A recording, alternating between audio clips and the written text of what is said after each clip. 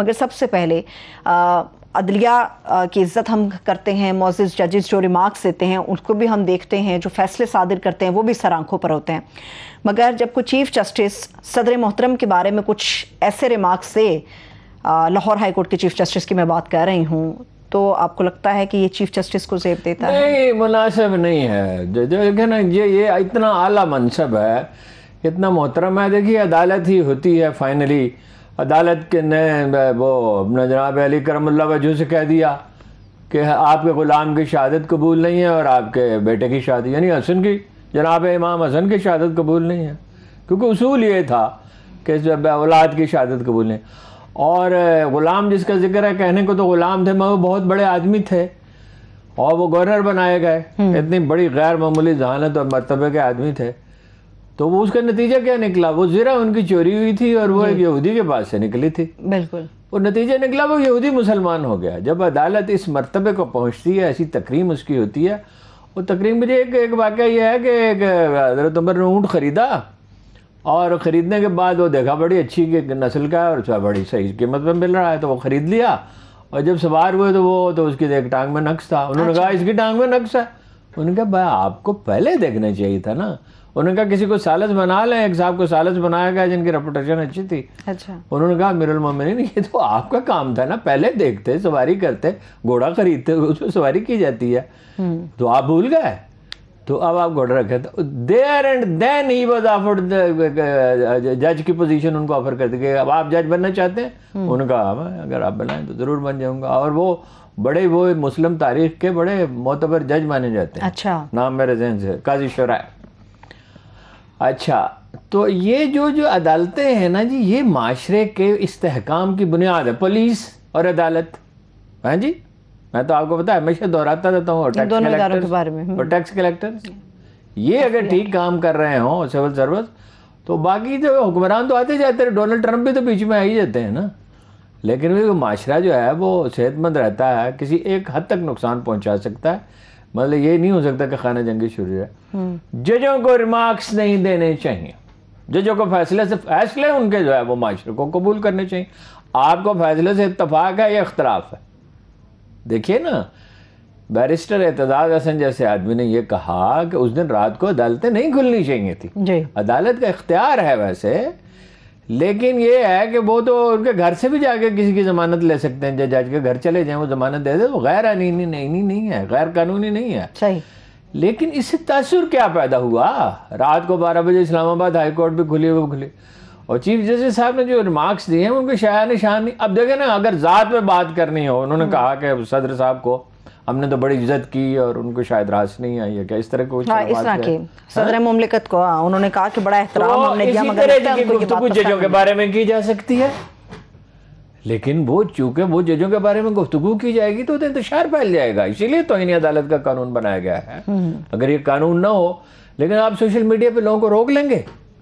یہ نہیں کرنا چاہیے. عدالتوں کو بھی اپنی توقیر کا خیال رکھنا چاہیے اور لوگوں کو بھی جو غیر ذمہ دارانہ تبصرے نہیں کرنے چاہیے. احترام کے ساتھ یہ کہیں کہ سر یہ مناسب نہیں ہے، یہ ٹھیک نہیں ہے، یہ اس سے تاثر اچھا نہیں پیدا ہوا سر، یہ آپ کی شان اور مرتبے کا مطابق نہیں ہے. بیسیکلی عدالت کے اوپر بھروسہ باقی رہنا چاہیے. اور جسٹس ثاقب نثار صاحب کرتے رہے من مانی. حسین نقی جیسے بزرگ اخبار میں سے کہا تم کون ہو؟ تم کون؟ بھائی حسین نقی اتنے ہی محترم ہے جتنے آپ ہیں. آپ ٹھیک ہے، آپ عدالت جج بن گئے، چیف جسٹس ہو گئے، وہ جرنلزم میں رہا، لیکن وہ ایک سچ بولنے والا کھرا آدمی ہے. اس کے نظریات سے کسی کو اختلاف ہو یا نہ ہو، اور وہ کوئی ایسی بات نہیں تھی کیسے کہتے افسروں کو کھڑا رکھتے تھے سارا دن جسٹس افتخار چودھری. خیر یہاں لاہور ہائی کورٹ میں تو ایسی کوئی بات نہیں ہوئی، مگر عدالتوں میں اہلکاروں سے لوگوں کو شکایات ہیں، ججوں سے کرنا بھی ہوں. آخری امید بھی ہارون صاحب عدالت سے ہی ہوتی ہے، وہاں پر بھروسہ باقی رہنا چاہیے. ان کو بھی احتیاط کرنی چاہیے اور تبصرے کرنے والوں کو بھی احتیاط. صورتحال کیا بن سکتی ہے پنجاب کے اندر ہارون صاحب؟ پنجاب میں کل اگر وہ فیصلہ سنا دیں، وہ اسی وقت حلف لے لیں گے.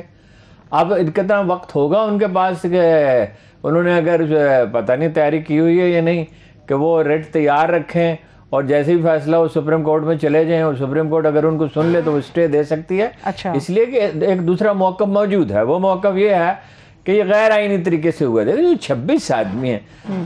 دیکھیے قانون یہ کہتا ہے جن لوگوں نے جدید پولیس کی تشکیل کی کہتے ہیں، وہ کہتے ہیں جب جرم کا ہونا ثابت ہو جائے تو جرم کو وہیں روک دینا چاہیے، یہ قانون بجائے خود ہے، اس پہ عدالتوں کے فیصلے ہیں۔ جب 26 ارکان نے اپنی پارٹی سے ہٹ کر پنجاب میں ووٹ دیا، مرکز کی نوعیت دوسری ہے، صحیح، ٹھیک ہے، ہٹ کر ووٹ دیا، تو یہ ووٹ ایک سوال ہے کہ وہ جینون ہے یا نہیں۔ پھر سپیکر اپنی کرسی پہ تشریف فرما نہیں تھے، بالکل اپنی سپیکر گہلوٹ، پھر جھگڑا ہوا ہے، تنازع ہوا ہے، تصادم ہوا ہے، ایسی صورتحال میں جہاں فساد ہو جائے بہت سے قانون اس سے ایگری نہیں کرتے، بہرحال سپریم کورٹ اس پہ اسٹے دے سکتی ہے، ورنہ وہ لے لیں گے۔ ویسے یہ عارضی واقعات ہیں، ان واقعات کی دیر پا اہمیت نہیں ہے۔ جیسے ہی حمزہ حلف لیں گے یہ شور شرابہ شروع ہو جائے گا کہ جی ادھر والد صاحب ادھر بیٹا بیٹھا ہوا، یہ ملک کوئی جاگیر ہے کسی تاریخ میں کبھی ایسا ہوا ہے ارون صاحب؟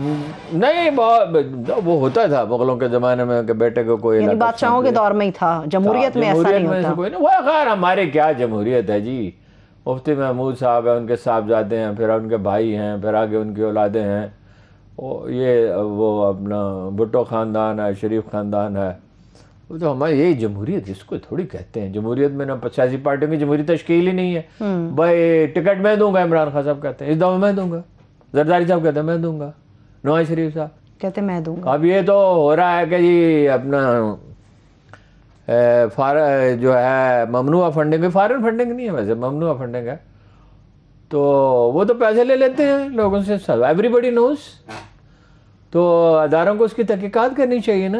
نواز شریف صاحب بھی پیسے لیتے رہے ہیں امیدواروں سے، وہ بھی لیتے رہے ہیں، وہ پیسے کہاں ہیں، اور پارٹی کا فنڈ کس طرح استعمال ہوتا ہے؟ عمران خان صاحب تو ابھی بھی کلیم کر رہے ہیں کہ سب سے زیادہ جو شفافیت ہے وہ تحریک انصاف کے اندر ہے، تمام جماعتیں اگر آپ دیکھیں تو آپ کو نظر آئے گا فنڈنگ کے حوالے سے۔ شفافیت تحریک انصاف میں بھی نہیں ہے اور باقی پارٹیوں میں بھی نہیں ہے، الگ الگ نوعیت ہے۔ فرق یہ ہے کہ عمران خان نے پیسے نہیں استعمال کیے، لیکن ان کی پارٹی کے بعض لوگوں پہ الزام ہے۔ پھر پارٹی میں جو الیکشن ہوئے تھے اس پہ بھی الزام ہے کہ اس میں ووٹ خریدے گئے تھے۔ شفافیت کسی میں نہیں ہے، اگر شفافیت ہوتی تو لوگ سر آنکھوں پہ بٹھاتے۔ صحیح ہے، آپ الیکشن کی بات کریں، الیکشن کمیشننگ پہ بات کروں گی، الیکشن سے بات کو آگے بڑھا دیتی ہوں۔ الیکشن کب ہوں گے ارون صاحب؟ کل بھی میں نے پوچھا تھا، آج بھی پوچھوں گی۔